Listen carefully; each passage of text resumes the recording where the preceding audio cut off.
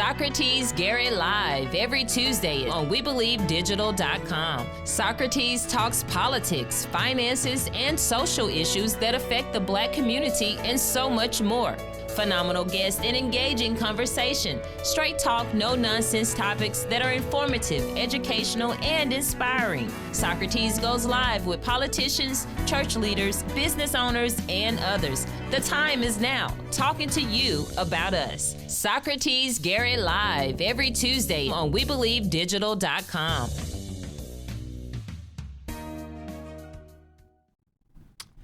Welcome to Socrates Garrett Live. It's Tuesday, 7:30, and we're back in the studio. We're going to have a great conversation tonight. We're going to pick up on some of the things that we talked about last week, just from an educational standpoint, and how it is out here for African American owned businesses and the kinds of things that they must do to survive. But we're also going to talk about, the elections and the browning of America and what that means and what that looks like. Let's take a look at and go back and review a little bit from last week's program. I mentioned to you that African American businesses have to find an alternative way to succeed. They have to find an alternative way to finance their business, the alternative way to find customers and clients. They have to do things differently than what is taught traditionally in the school, in the textbooks. And that's another thing. And our schools don't teach entrepreneurship because our instructors don't know anything about it, so they can't teach it. And so, our educational system has to find a way to tie into the needs of the business community in the real world. And that's going to be a challenge, and that's something that I hope that we can discuss with many school superintendents throughout this great state and beyond. Because the need is real. Real world out here is different than anything else you might imagine. I talked last week about the need to finance your business and how I was able to get my first financial package done in New York City with International Paper Company, because there was no banking relationship that I could turn to get a loan. And so, but we find a way to do those things. We talked about how we had to learn how to bid on jobs and how you overcome the struggles of what comes first, the chicken or the egg, because contractors, African-American contractors are required to have a bid bond and a performance bond. And if you can't get those kinds of things from traditional insurance companies that everybody else is able to use, because they say you don't have a track record and a history, and so you're not even allowed to participate in the bidding process, because the stage has been set for you not to participate in the process. That's how it was designed, and that's how it has been effectively keeping African American business people out of the economy for hundreds of years. And now we still find ourselves with those same challenges. African Americans can do all of the work. They know how to build anything. They are great carpenters. They are great engineers. They're great architects. They have all of this skill set, but yet there are things that are put in front of you, obstacles that you cannot overcome because there is no beginning point. And if there's no beginning point, then it's impossible for you to find a way to get in the mainstream economy. So we're going to talk about that. That is a real challenge and a real struggle, but there are some things that creative people can do to assist the African American business community, and they can be applied all over this world. One is we have to talk about bundling and unbundling contracts and packages. We have to find a way to make the packages that we're bidding fit the community that we serve, that we come out of.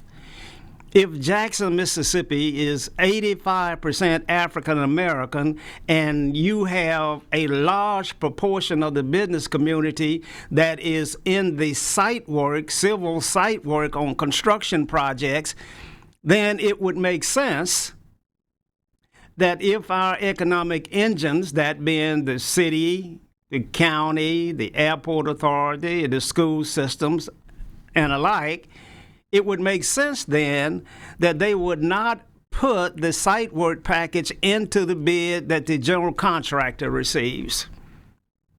That they would take that out and they would bid it separately, so that the African American firms would have a better chance of competing, because they wouldn't have to bid and have a bid bond on a $10 million project when the site work side of the project may be only $2 million. And so there are things that we can do to try to level the playing field, to give our folk an opportunity to participate, but you have to be intentional about it, and you have to have a desire to do it, and you have to understand that it is your responsibility to do it as African American leaders. Now, you know, we don't need anybody in Mississippi to help us get this done, because we have advanced to the point where we have significant gains in the political arena. And normally when you achieve political power, then you begin to achieve economic power. And that's the purpose of achieving political power. And we're going to talk about that a little bit, because this is election night in the state of Mississippi. And so mayors and city council people and supervisors, well, maybe not supervisors, they're on a different ship, but your mayors, your municipalities are all having their elections in the state of Mississippi and other states as well. And we want to talk about, you know, what does that really mean? It means that somebody is going to benefit in the economy from the election results that come in tonight. It's what it should mean. It has always been the slogan out there that to the victor goes the spoils. What that means is that you win when you are now in power. So African Americans are in power in Mississippi. So then it would be logical to think that the African American business community has got its greatest boost ever and is doing extremely well in a town, in a city, in a state that's dominated politically by African Americans. That's the way that should be. That's the way that is on the national level. And let's just be real about this. Everything that happens out here is about the economy. African Americans have to understand that all things lead to the economy. That's what this whole thing is about. How do we get our share and how do we participate in mainstream in the economy? That's what's going on out here. When you elect a school superintendent, part of his responsibilities and part of his desires and goals should be to have a tremendous impact on the business community in the county, in the city, in the state that he resides or she resides.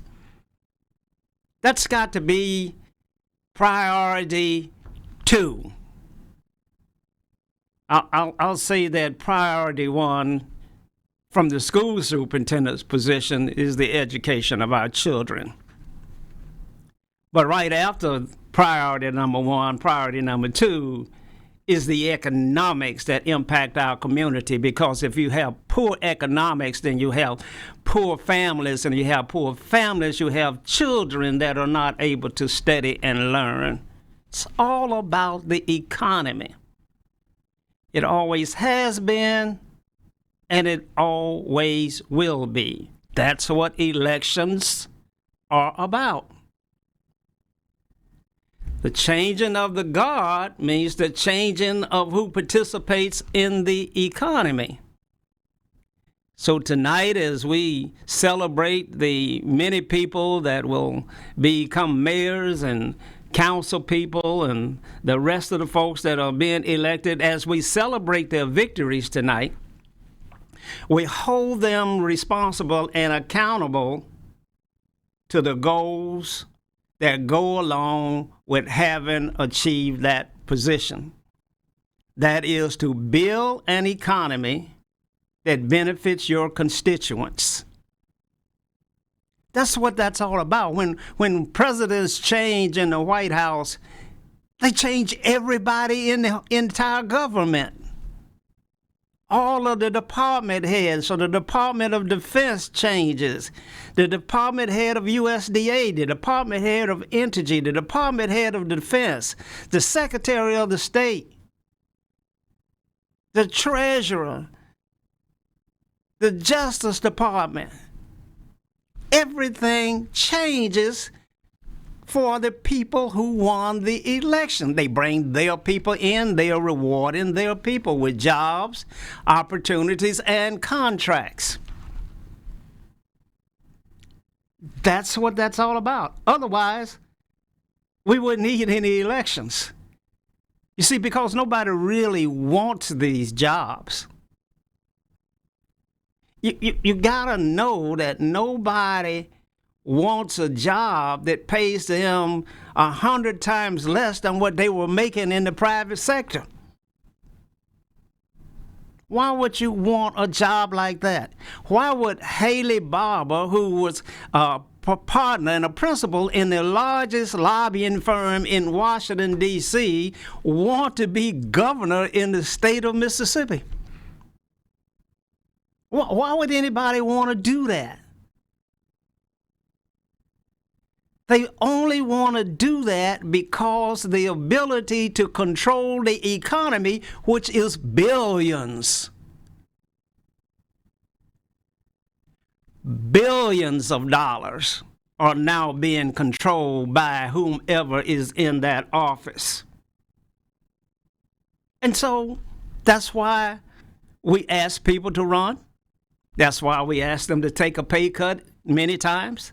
That's why it's understood and clearly understood in every election throughout this country. After the election is over, there'll be opportunities for you far greater than the opportunities that you had when we began this process. You'll be able to write your book. You'll be able to serve on boards.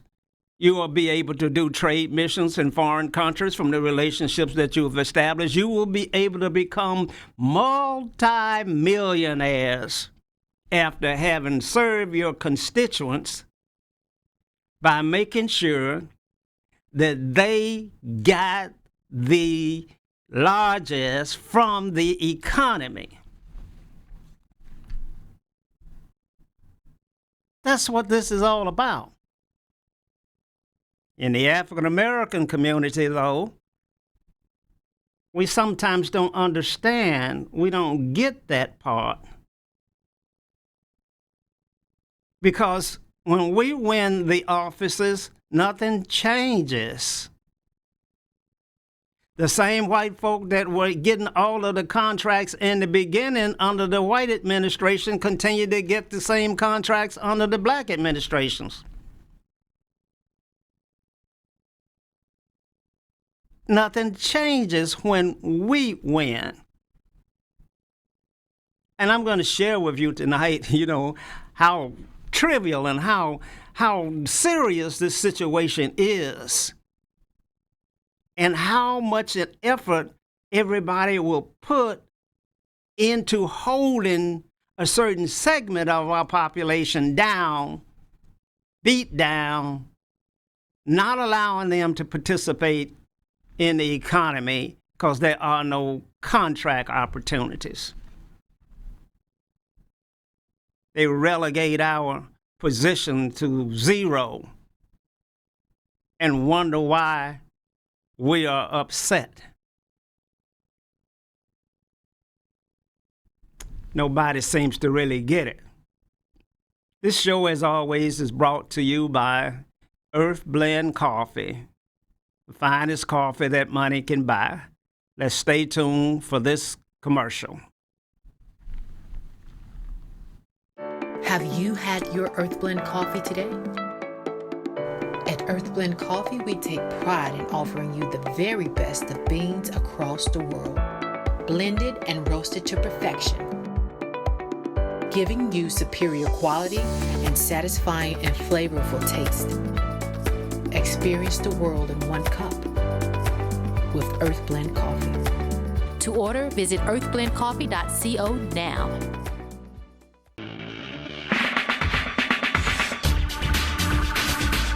Welcome to the Adventurous Podcast. I'm your host, Deidre Perry, and these are my co-hosts. And weekly, we will be coming to you to bring you the latest information in the world of agriculture. We invite you to join us every Saturday from 10 to 10:30. Join us. Come on, take an adventure.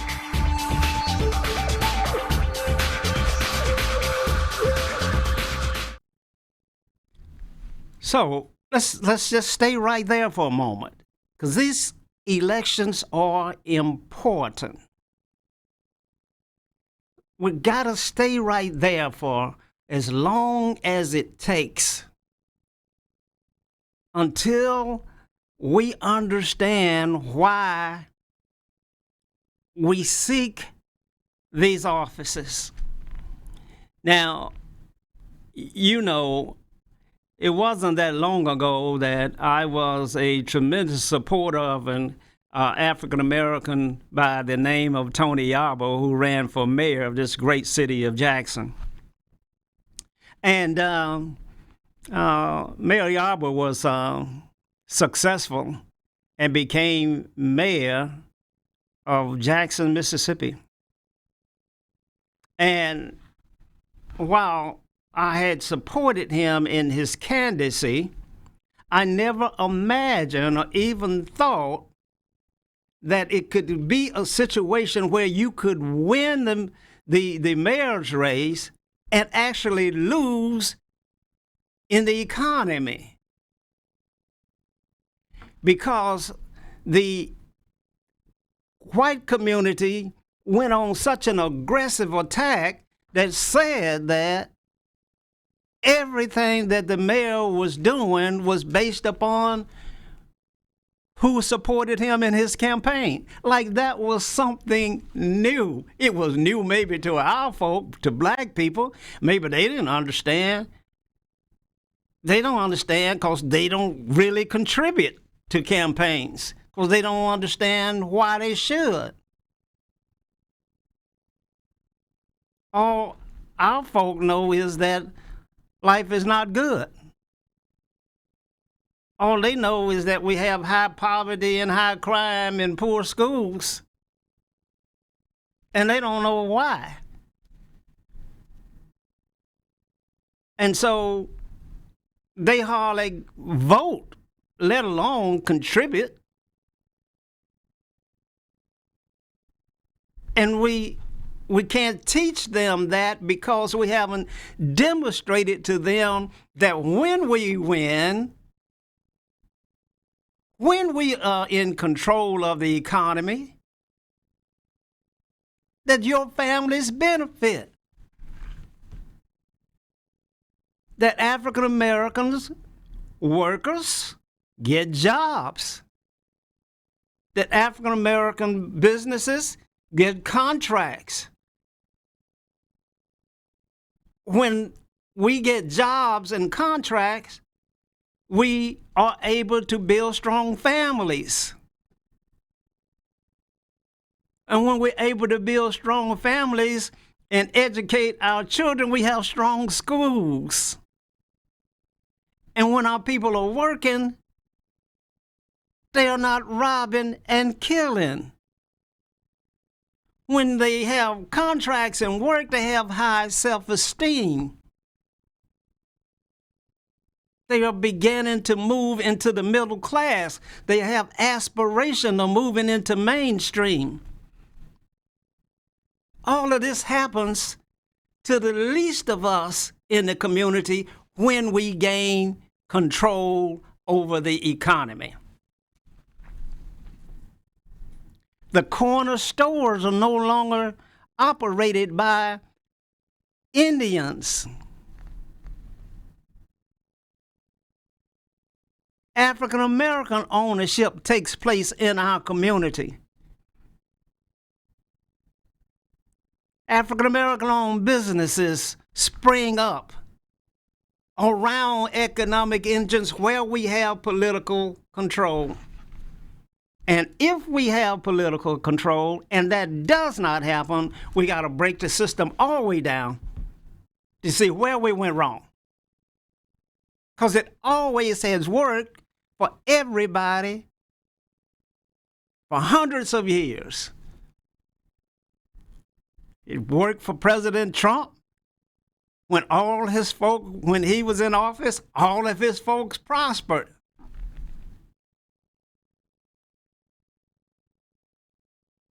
That's the way it works.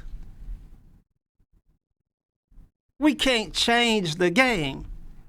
We don't want to change the game. In Mississippi, where we have political power, we should not want to change the game. We want to play it the way it's been being played and was designed to be played. But that doesn't happen for us. And as I was saying, when Mayor Yarber won, then the attack was vicious and serious. The local white newspaper talked about, let's look at his campaign contribution list to see who contributed to his campaign so we can try to attack them. Oh, if he gets a contract, that's a payoff because he contributed $100 to his campaign. Oh, we just can't have that. We just can't allow that. The white contractors that were afraid that they were going to lose their privilege that they've enjoyed over the years when their folk control the economy said, oh, no, we can't have that.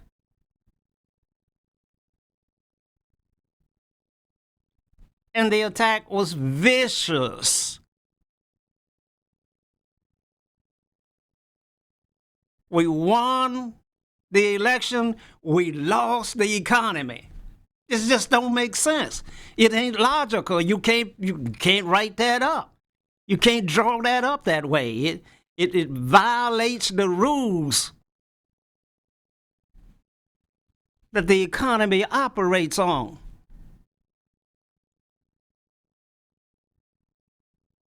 Governors come into our state and they appoint people to be in charge of business development. Business development people make sure opportunities go to the folk that supported the governor. Give me a break. Nothing complex about that. That's why when you see contracts going out on the state level in Mississippi, I already know who are going to be the benefactors of those contracts that are going to go out for roads and bridges and highways. I already know. I don't have no problem, no issue with it because their guy is in office.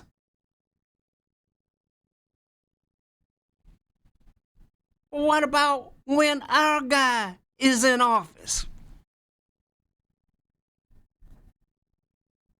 What about our guy winning?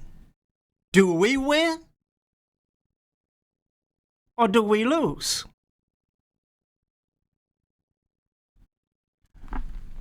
Are we better off receiving some crumbs from the oppressor? because the crumbs from an elephant is a feast to an ant.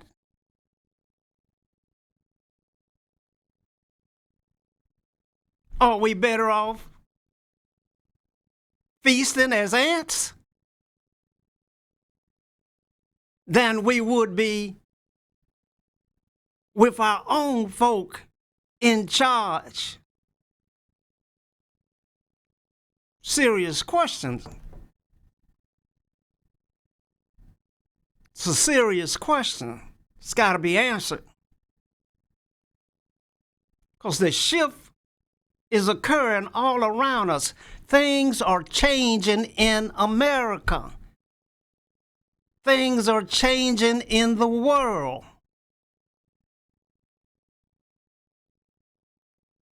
We have to get with the change.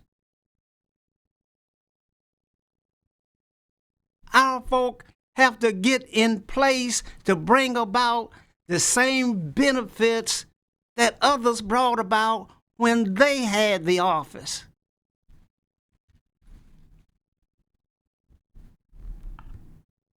This is no indictment on any current city leader or county leader or state leader, because it's been this way all along. But what it is an indictment is, who's going to change it? Who's going to say enough is enough? Who's going to say that we cannot allow our economy to go outside of our community? It breaks my heart to ride through our communities and see all these white contractors repairing our sidewalks, repairing our pumps when our water go down, repairing, paving our streets, putting roofs on our buildings. It breaks my heart, not because I'm racist,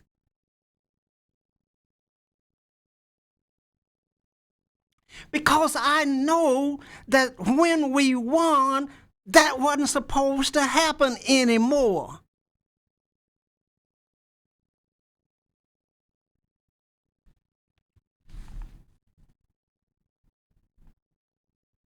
It just hurts to see our struggling businesses fighting over the crumbs, destroying each other, attacking one another.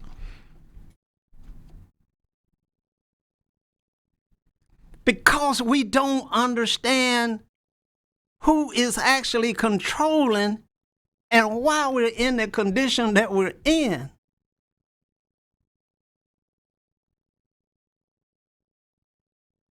Because we keep being told that we're lazy, shiftless, irresponsible, undeserving. And when our elected officials try to make changes, they say, you can't do that. You can't have an equal business opportunity program that Mayor Johnson put in place. You can't do that.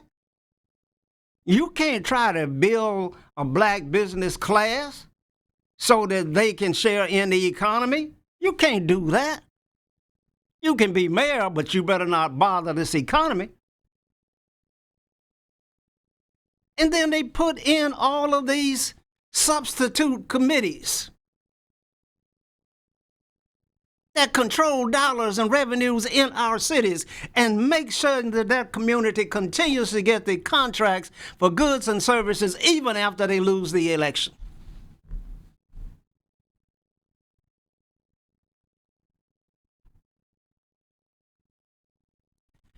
Somebody has to stop this madness. And I know it's dangerous.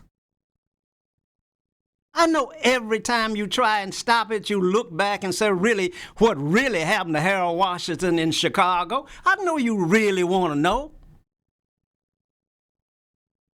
how those that are willing to make change die so young. I understand you really want to know what happened to Maynard. I know that. Why they die so young? Everybody that tried to stop this madness ran into some type of turmoil that was life-threatening. Break you down, destroy your confidence, run you out of your own community, and certainly run you away from that economy. You see, there's a war going on out here.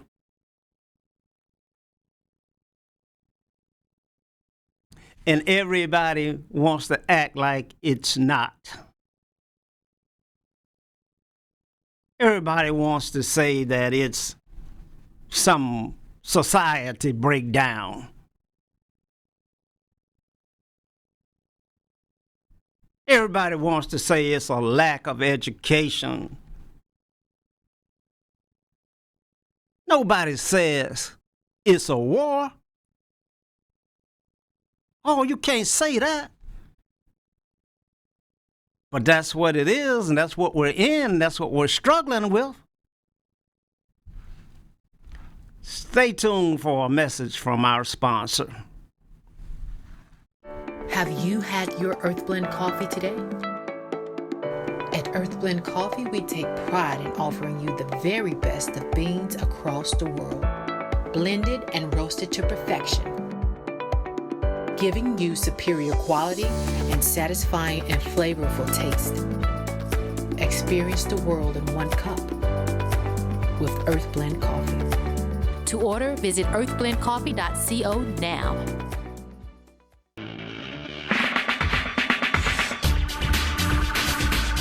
Welcome to the Adventurous Podcast. I'm your host, Deidre Perry, and these are my co-hosts. And weekly, we will be coming to you to bring you the latest information in the world of agriculture. We invite you to join us every Saturday from 10 to 10:30. Join us. Come on, take an adventure.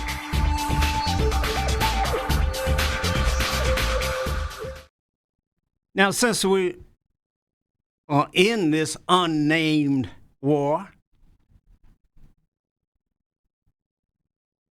then we must have tactics and strategies.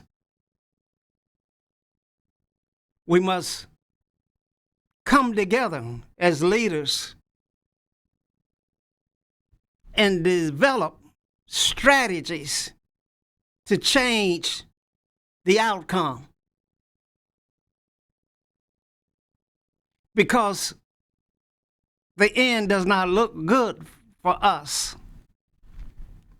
Our communities are in the fourth quarter.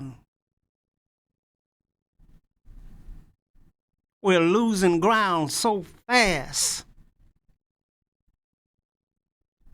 because we lose the economy. That's, if I just have to keep hammering that point, I'm going to do it and do it and do it. We don't control the economy. And we have to do that. Now, I'm encouraged. I'm not encouraged by what I see, but I'm encouraged because when I look at the global picture, I see that the rules favor the underdog. I know you think I just lost my mind, but I didn't. You see, a global economy and benefits those individuals that have been kept down. Because you have the opportunity now to step beyond your current condition. Step away from the strategy that's being deployed to keep you where you are.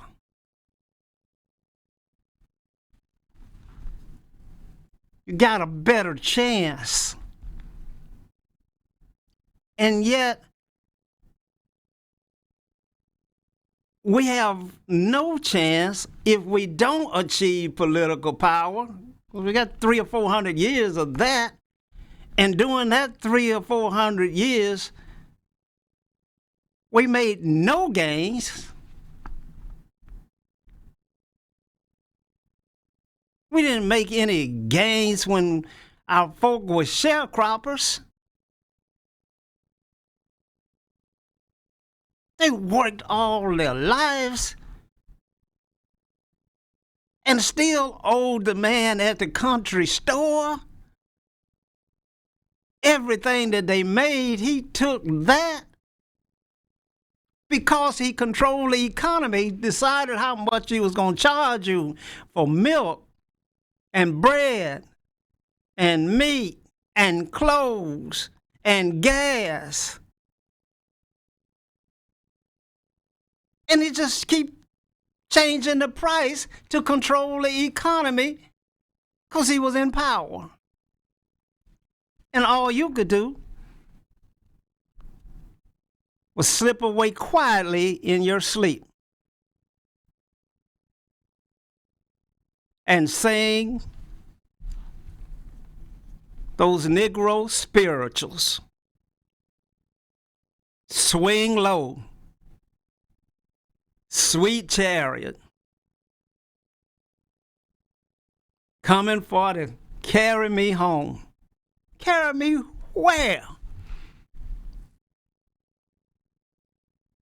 I understand that was the only way that our ancestors could, they had no strategy. There was no plan that they could envision that could lift them out of their conditions. There was no war going on. There was no political power. So they could only seek refuge in the chariot.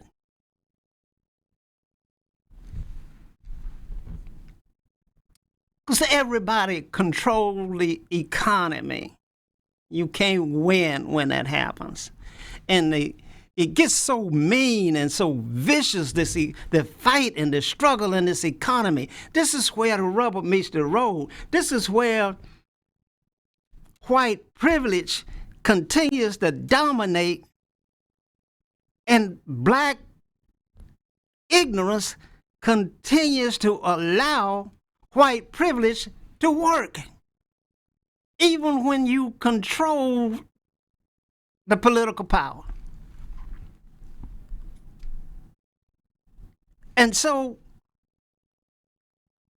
we got to find a way to fix this.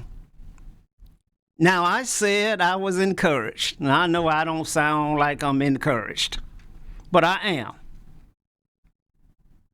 Not because we as a country are less racist. Nobody is racist anymore. You can't find anybody that's racist. Everybody's got some black friends. I went to school with John. I'm not racist. Probably not. Because 80% of America, let me notch that up, 90% of America does not control the economy. So that 90% is not involved in keeping you suppressed. So yeah, they have bleeding hearts. I feel for you. I understand your condition. I see the criminal justice system and how it treats you.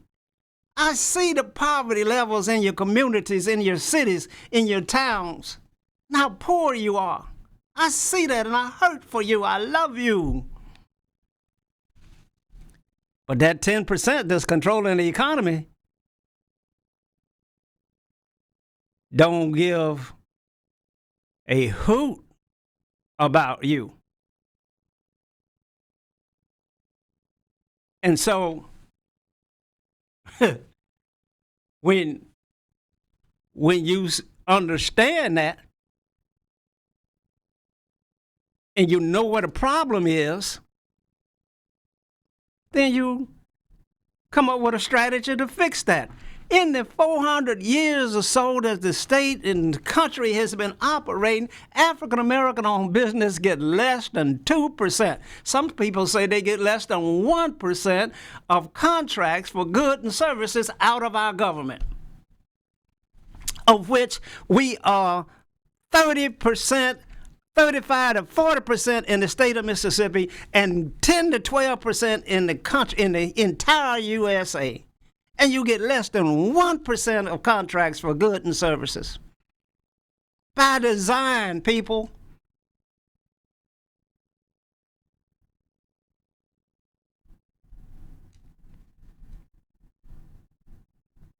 By design. To keep you as second-class citizens and to keep the poverty levels as high as they are in our communities, which leads to the breakdown of every value that we have that will move us upward. And we don't even know what's happening. We bought into the theory that if you work hard, don't do drugs, stay out of jail, you can make it. You can be president. You can be president as long as you don't change the economy.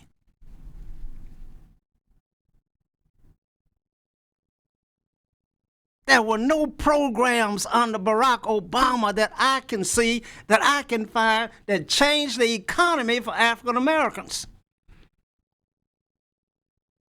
Great guy, I love him to death. But he didn't do anything with the economy.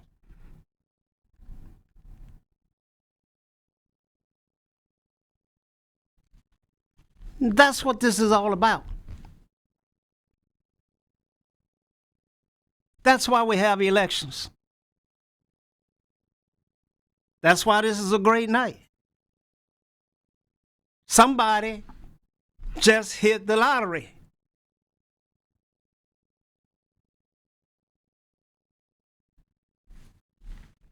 Somebody's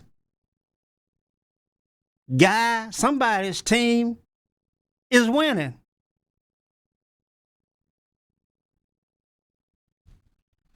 Or should be, or should have. I went to a fundraiser once for I don't remember who it was, but it was a white gentleman running for some state office.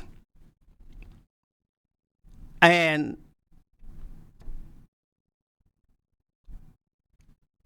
it was a mixed crowd, and a guy walked up to me and he said, 10% of the people in this room are Republicans and 10% in here are Democrats, but 80% in here are business people.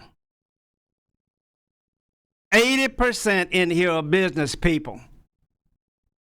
80% in here are trying to find a way to gain access to the economy. That's why they're there. It means so much when African American mayors take over African American cities. The banks in the communities tremble. Will the dollars that are collected every day continue to go to the banks they were always going to, or will it shift now to an African American owned bank? They need not worry. It's not going to shift. It's going to stay right where it has been. The engineers community trembles. The architects tremble. Because all of those contracts are awarded based upon some process that does not require a hard bid. It's a beauty contest. All of your engineering contracts, all of your architectural firm contracts are beauty contests.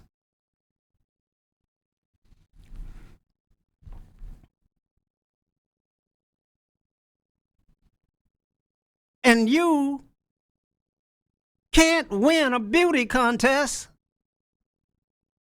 if the oppressor looks different from you.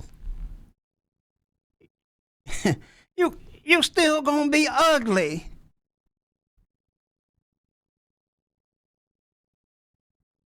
You can't win that. But when you look like the guy that's making the decision, you would think, hell, maybe it's just my time.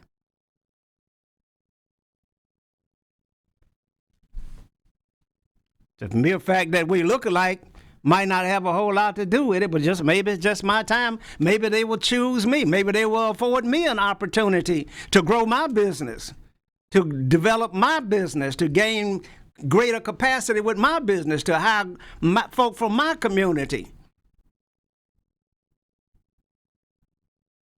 Just maybe that could happen.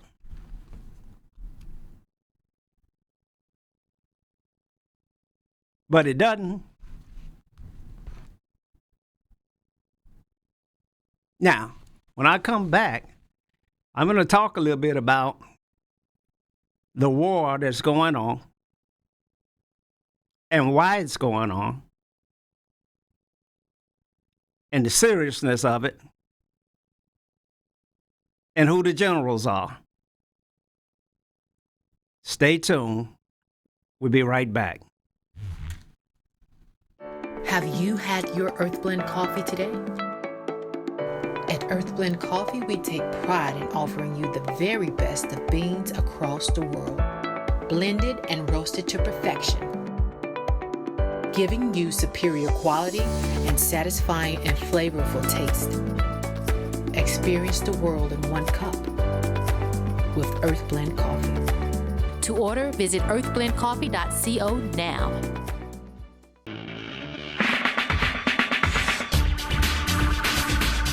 Welcome to the Adventurous Podcast. I'm your host, Deidre Perry, and these are my co-hosts. And weekly, we will be coming to you to bring you the latest information in the world of agriculture. We invite you to join us every Saturday from 10 to 10:30. Join us. Come on, take an adventure.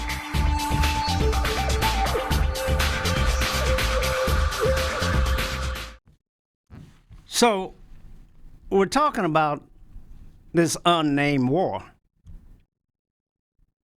And you gotta remember, and you gotta understand, you gotta know that it's serious.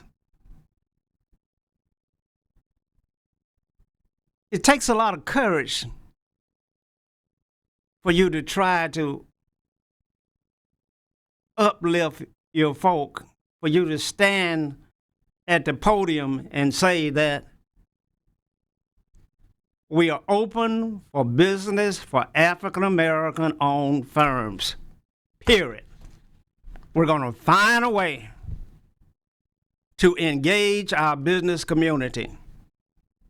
We're going to look at every opportunity that this system affords us to do that. And what are those things that the system affords us to do? Well, I spoke a little bit about it a little bit earlier. All of your professional services contracts can be awarded based upon a simple request for a proposal or request for qualifications only. Get them all in, take a look at them, decide who you want, award them the contract. State law allows it. All professional services. So all professional services in an 85% owned African-American community should go to those African-American owned firms in that community. I'm just saying.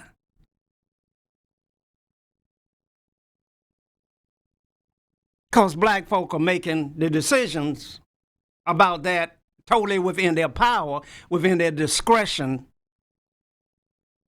allowable by state law. I'm just saying, no brainer. That's happening, or should be. State law says that all purchases for goods and commodities under $50,000 can be secured by a telephone quote. You don't have to advertise and bid. Telephone quotes. Which means what? Which means I can pick up the telephone and call 3 African-American owned firms and get a price, an award. All purchases under $50,000 for commodities in an 85% African-American populated city should go to African-American firms. But it doesn't.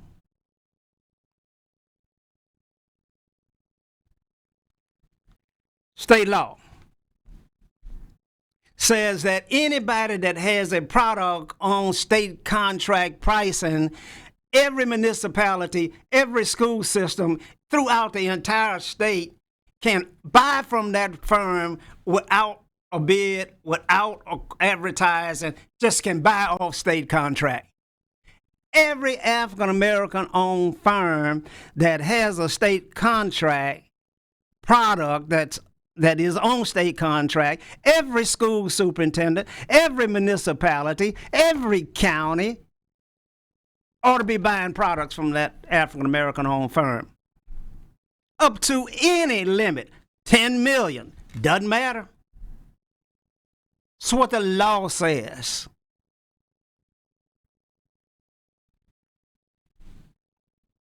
That should be happening. But it's not.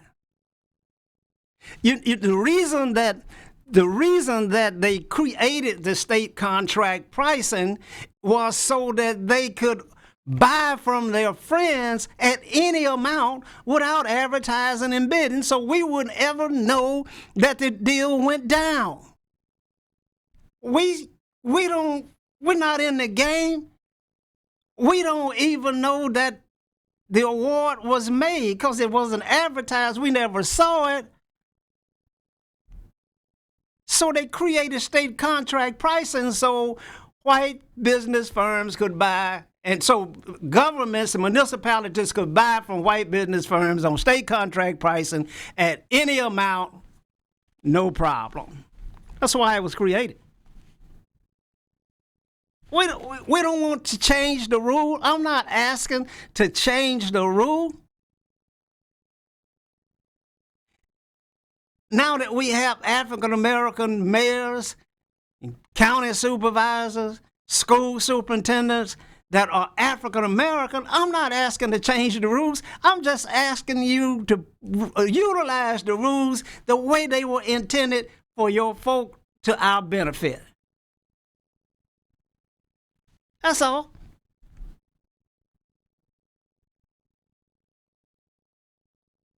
How many African-American owned firms have products on state contract pricing?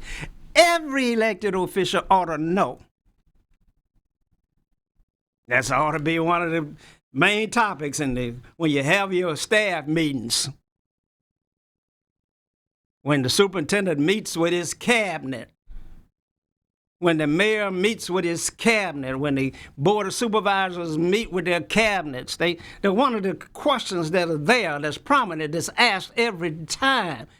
Are we utilizing state contract pricing for those African American owned firms that have products that we could use. If you're not having that conversation with your staff, then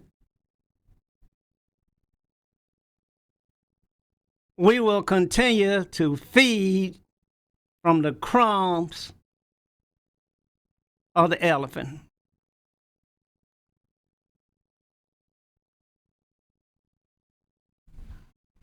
But if you are doing that,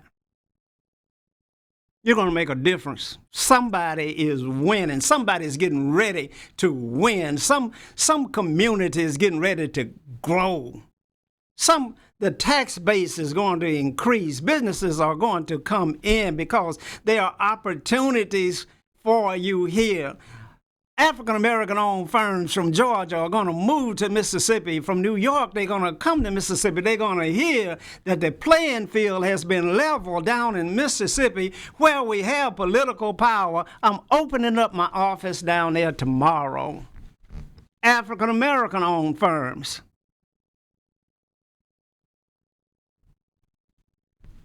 Then you get rooftops. Increase in rooftops, and when you get increase in rooftops, you get increase in sales tax, and you get increase in the monies that go to schools, and all things start to work for the good of the community.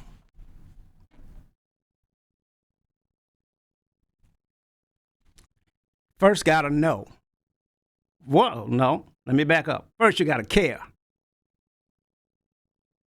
Then once you care, then you got to know.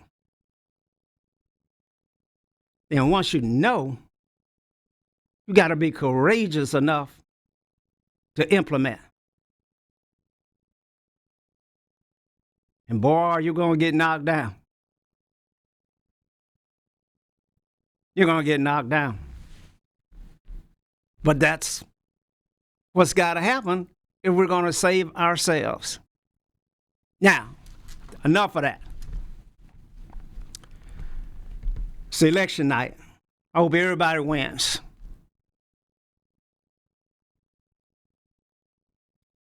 More importantly, I hope this community wins. Enough. Now, the war. You know, I had an interesting meeting with a friend of mine. Hadn't seen him in a long time since the pandemic, because everybody quit visiting. And the conversation that we used to have used to be really deep thoughts, complex ideas and concepts. And so I missed that. But I stopped by for the first time in a year and a half, and we got into a conversation that kind of shook me a little bit. We started talking about this theory of one drop.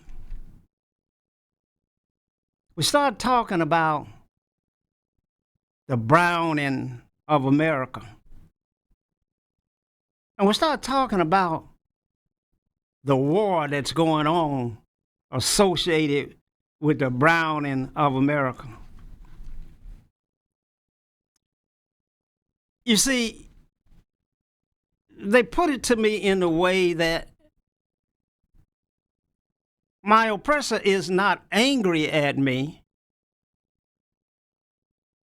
but their way of life is being threatened by the browning of America. And when their privilege is being threatened by the browning of America, they will fight to destroy all brown, all of the folks that are threatening them. And our fellow citizens are being threatened. Their way of life and their privilege is being threatened. And the ramp up of the war against me is greater than it has ever been. Because if you would hold me down and hurt me when you were not threatened, what will you do to me when you are threatened?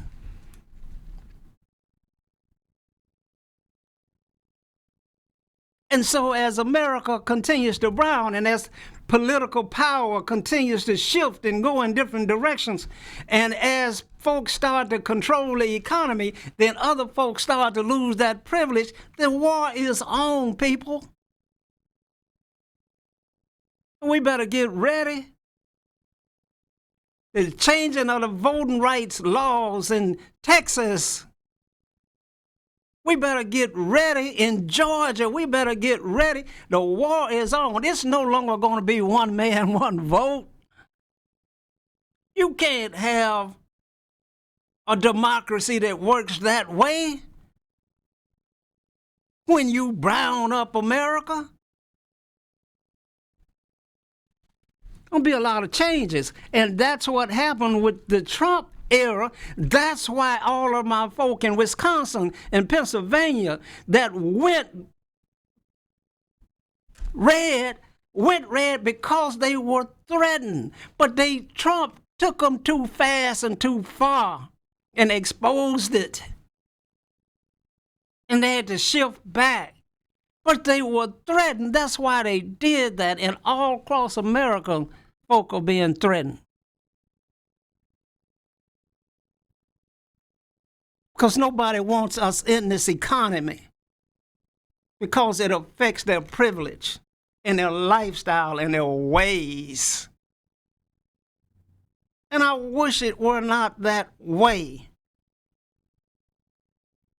I wish it was like Rodney King said in L.A.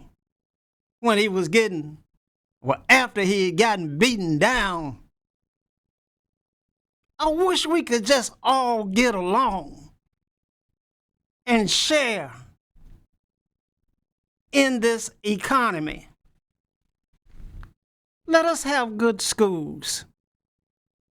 You know, one school district is a F school district and the other one across the line is an A. That's because when you cross the county line, one county was extremely poor and they don't have tax revenues to have new schools and to hire the best teachers. Across the line in Madison County is extremely wealthy.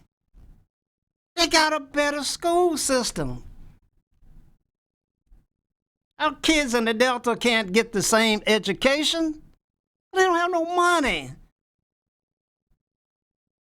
Schools are funded by Avalon taxes. There's no property taxes in poor communities. You can't have good schools. Black communities' schools are failing. White communities' schools are thriving because of the economy. I don't do anything else. I hope I've gotten this message over, what this war is about, and how serious it is today, and how much more serious it's going to become. Until next Tuesday, this is Socrates Garrett live, signing off. Socrates Garrett Live every Tuesday at 6:30 p.m. on WeBelieveDigital.com. Socrates talks politics, finances, and social issues that affect the Black community and so much more. Phenomenal guests and engaging conversation. Straight talk, no nonsense topics that are informative, educational, and inspiring. Socrates goes live with politicians, church leaders, business owners, and others. The time is now, talking to you about us. Socrates Garrett Live every Tuesday at 6:30 p.m. on WeBelieveDigital.com. Have you had your Earth Blend coffee today? At Earth Blend Coffee, we take pride in offering you the very best of beans across the world, blended and roasted to perfection, giving you superior quality and satisfying and flavorful taste. Experience the world in one cup with Earth Blend Coffee. To order, visit earthblendcoffee.co now.